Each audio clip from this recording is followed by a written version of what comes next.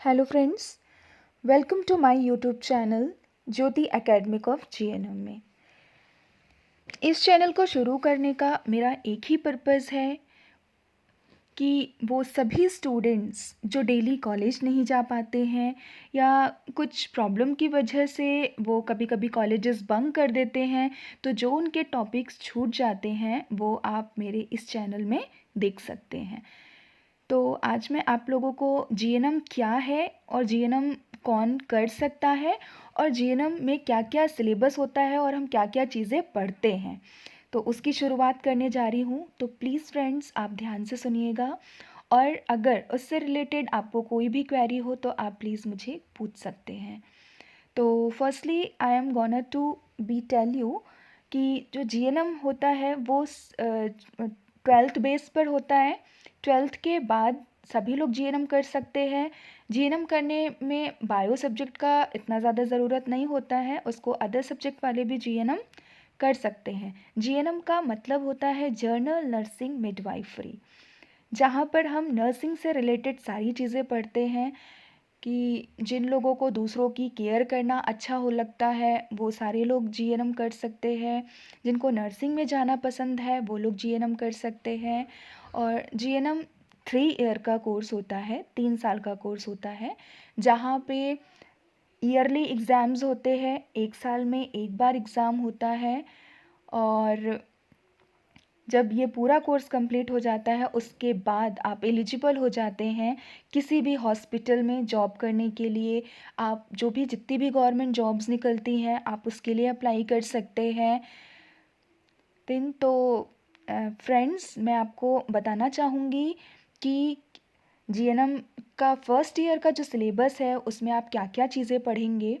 तो जीएनएम के first year के सिलेबस में 4 चीज़ों के एग्ज़ाम होते हैं, 4 एग्ज़ाम्स होते हैं, जिसमें से एक होता है आपका बिहेवियरल साइंस। बिहेवियरल साइंस होता है, बायो साइंस होता है, फंडामेंटल एंड कम्युनिटी। तो सबसे पहले हम डील करते हैं आपका बायो साइंस। बायो साइंस में 2 सब्जेक्ट्स होते हैं, anatomy and physiology and microbiology.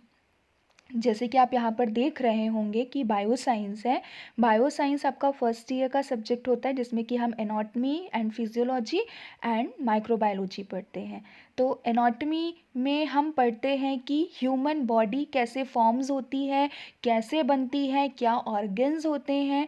And physiology में हम ये सारी चीज़ें पढ़ते हैं कि जो ह्यूमन बॉडी है के जो ऑर्गन्स हैं वो कैसे काम करते हैं। ये सारी चीज़ें हम एनाटॉमी एंड फिजियोलॉजी में पढ़ते हैं। और माइक्रोबायोलॉजी, माइक्रोबायोलॉजी जो हमारे बॉडी में बहुत सारे बैक्टीरिया, वायरसेस, ये सारी चीज़ें होती, हमारी बॉडी में इम्यूनिटीज़ होती है। जब हमको कोई इन्फेक्शन फैलता है तो वो किस वजह से फैलता है, क्या कारण होता है। हम जैसे कि जो अगर कोई हॉस्पिटल में जब हम काम करते हैं तो हमको इन्फेक्शन से प्रिवेंट रहना है, चीज़ों को कैसे साफ़ सुथरा रखना है, चीज़ों को कैसे साफ़ करके रखना है, ये सारी चीज़ें हम माइक्रोबायोलॉजी में पढ़ते हैं। तो फर्स्ट सब्जेक्ट था आपका बायो साइंस, जिसमें हमने माइक्रोबायोलॉजी और एनाटॉमी देखी है।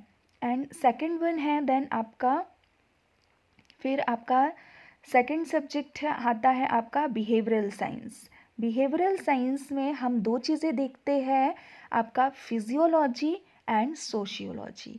फिजियोलॉजी में हम ये पढ़ते हैं कि जो लोग होते हैं वो, मतलब फिजियोलॉजी की मानव का जो एक बिहेवियर है वो किस तरह से है, वो क्या थिंकिंग रखता है, उसका लर्निंग कैसे होता है, ये सारी चीज़ें हम फिजियोलॉजी में पढ़ते हैं।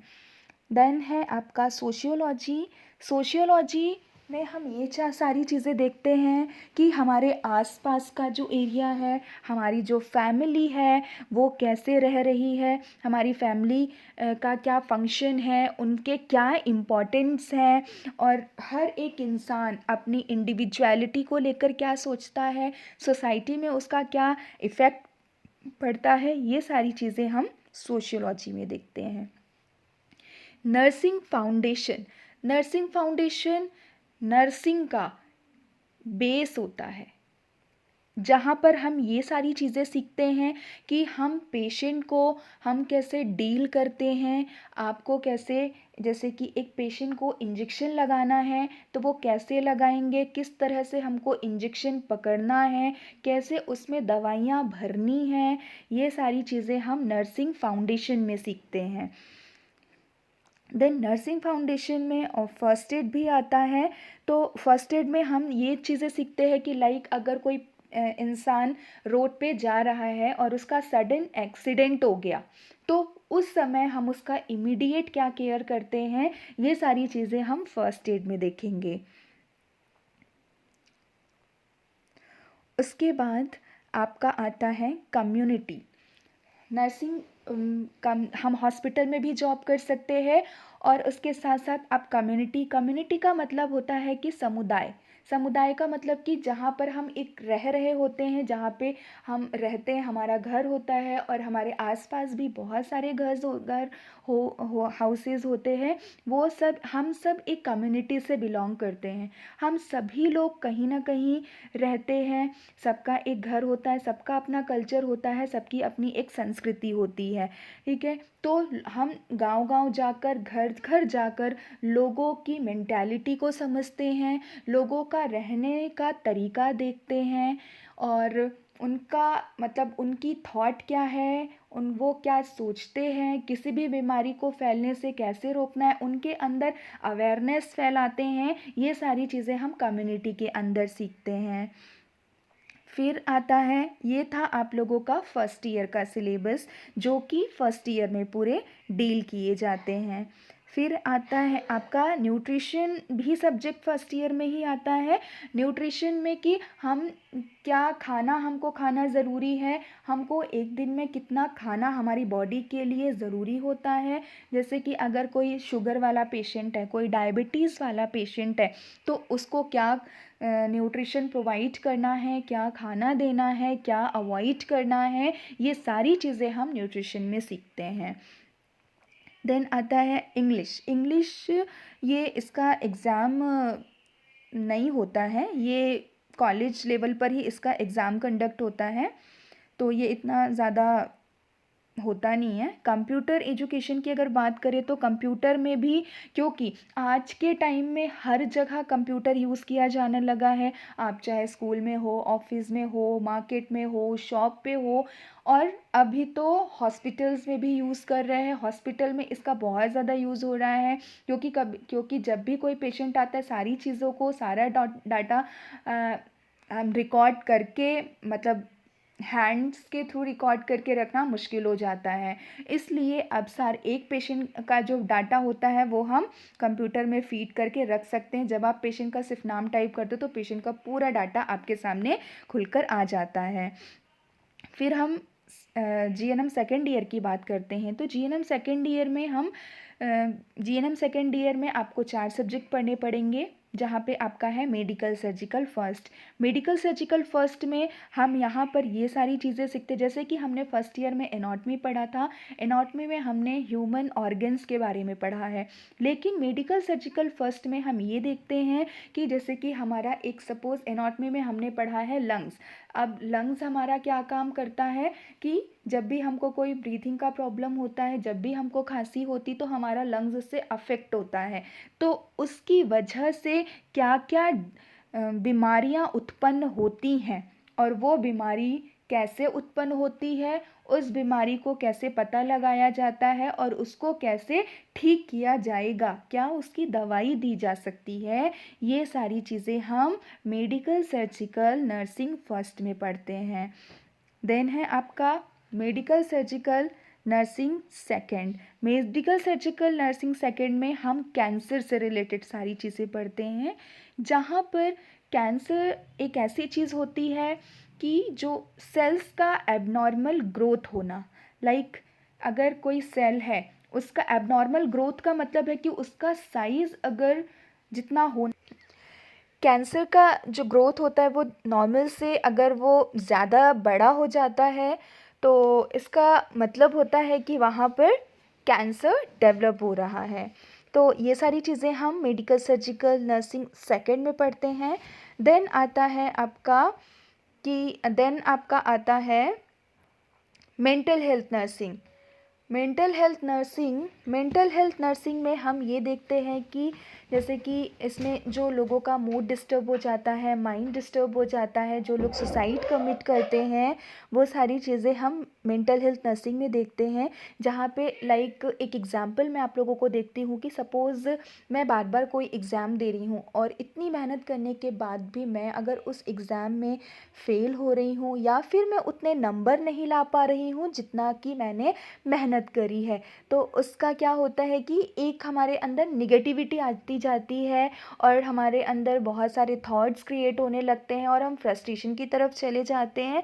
तो उससे हमारा मूड कैसे चेंज होता है, तो ये सारी चीज़ें हम मेंटल हेल्थ नर्सिंग में पढ़ते हैं। देन आता है child health nursing. Child health nursing को पीडियाट्रिक भी बोला जाता है और इसमें हम बच्चों से रिलेटेड सारी चीज़ों को देखते हैं, जहाँ पे बच्चों के बर्थ से लेकर उसके एडल्ट हुड के एज के पहले तक की चीज़ों को देखते हैं कि वहाँ पे पूरा बच्चों का प्रॉपर ग्रोथ हो रहा है कि नहीं, बच्चे का पूरा डेवलपमेंट हो रहा है कि नहीं। ग्रोथ यानी का मतलब होता है कि ग्रोथ का मतलब कि उसका हाइट प्रॉपर हो रहा है कि नहीं, उसका वेट प्रॉपर बढ़ रहा है कि नहीं। एंड डेवलपमेंट का मतलब होता है कि जैसे कि लाइक अगर आपने एक चुटकी दी तो या फिर आपने कोई आवाज़ दी तो बच्चा वो आवाज़ को क्लिक कर पा रहा है कि नहीं। ये सारी चीज़ें हम चाइल्ड हेल्थ नर्सिंग में पढ़ते हैं। तो 4 सब्जेक्ट हमने फर्स्ट ईयर में पढ़ेंगे, 4 सब्जेक्ट हम सेकेंड ईयर में पढ़ेंगे एंड 2 सब्जेक्ट हम थर्ड ईयर में पढ़ते हैं। तो first is the midwifery and gynaecological nursing. Midwifery and gynaecological nursing से मतलब यह होता है कि इस सब्जेक्ट में हम फीमेल से रिलेटेड सारी डिसीज़ को देखते हैं। इसमें हम एक जो मदर होती है वो प्रेगनेंसी जब कंसीव करती है और तब से लेकर उसके बाद तक में क्या क्या चेंजेस आते हैं, कब कब क्या क्या चेंजेस आते हैं, उसमें साइकोलॉजिकल चेंजेस आते हैं, फिजियोलॉजिकल चेंजेस आते हैं, उसका मूड में चेंजेस आते हैं, ये सारी चीज़ें देखते हैं। और अदर कुछ रिप्रोडक्टिव डिसीज़ होती है, वो सारी चीज़ें भी हम यहाँ पर मिडवाइफरी में डील करते हैं। देन है आपका community health nursing. Community health nursing जैसे कि हमने कम्युनिटी हेल्थ नर्सिंग हमने फर्स्ट ईयर में पढ़ा है, तो कम्युनिटी हेल्थ नर्सिंग हम थर्ड ईयर में पढ़ते हैं।